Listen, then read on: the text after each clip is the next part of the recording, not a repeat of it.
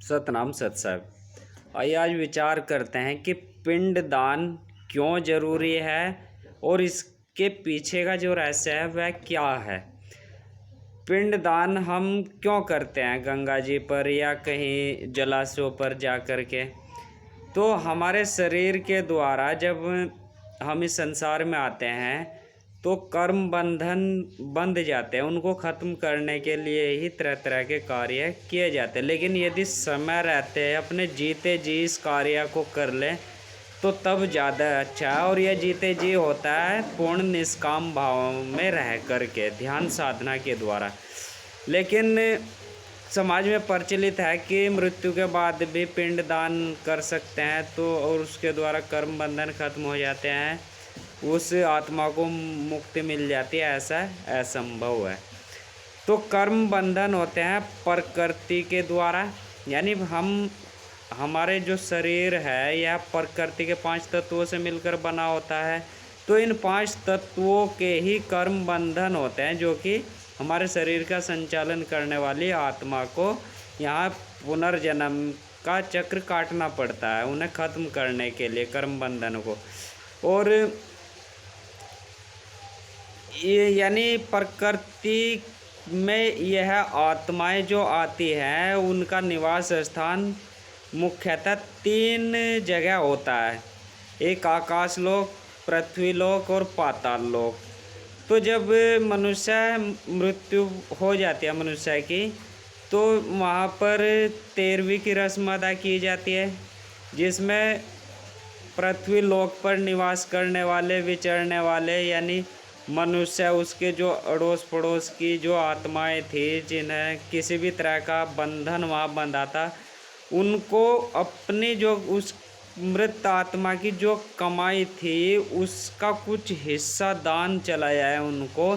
इसलिए 13वीं की रस्म में भोज कराया जाता है।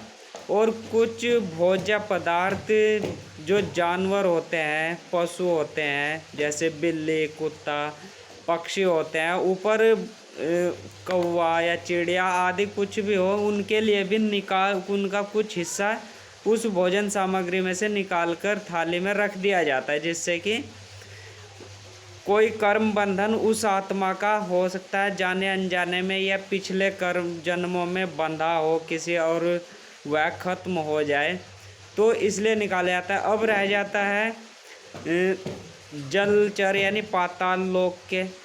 तो पाताल लोक में जो जलीय जीव जंतु होते हैं उनमें दान केवल पिंड के द्वारा ही किया जाता है, अर्थात आटे की एक गोली के द्वारा ही संभव होता है। दूसरे तरीके से भी हो सकता है, लेकिन आटे की गोलियां बनाकर ही मछलियों को जिमाना या जलीय जीव जंतुओं को जिमाया जाता है या दान किया जाता है, यह सबसे बेहतर व उपयुक्त है। तो इसी यानी हो सकता है कि वो जो मर्त आत्मा है उसके पिछले जन्मों के कर्म बंधन किसी आत्मा के साथ बंधे हों और वह जल में इस समय निवास कर रही हो, तो हो सकता है उसके द्वारा खा लिया जाए। उसके जो कमाई है, कमाया गया धन था, उसके द्वारा जो आपने पिंड बनाया है, आटा बनाया है, और तो हो सकता है वहाँ से उसके कर्मों के बंधन खत्म हो जाए।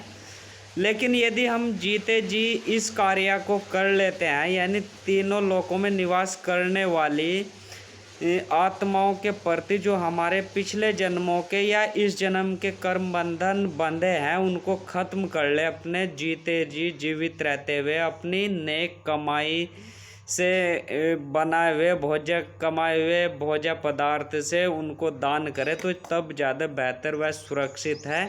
और पूर्ण निष्काम भाव में रहे तो आपका जो है पुनर्जन्म से छुटकारा मिल सकता है। यही गीता जी का भी सार है। वह अन्य संतों व महापुरुषों ने भी कहा है, पैगंबरों ने भी यही कहा है कि पूर्ण निष्काम भाव में या नेकी कर दरिया में फेंक वाले उस विधि को अपना करके हम कर्मों के बंधन से छुटकारा पा सकते हैं। और जब हमारे कर्मों का बंधन खत्म हो जाता है तभी हमारी मुक्ति संभव है। सतनाम सत साहिब।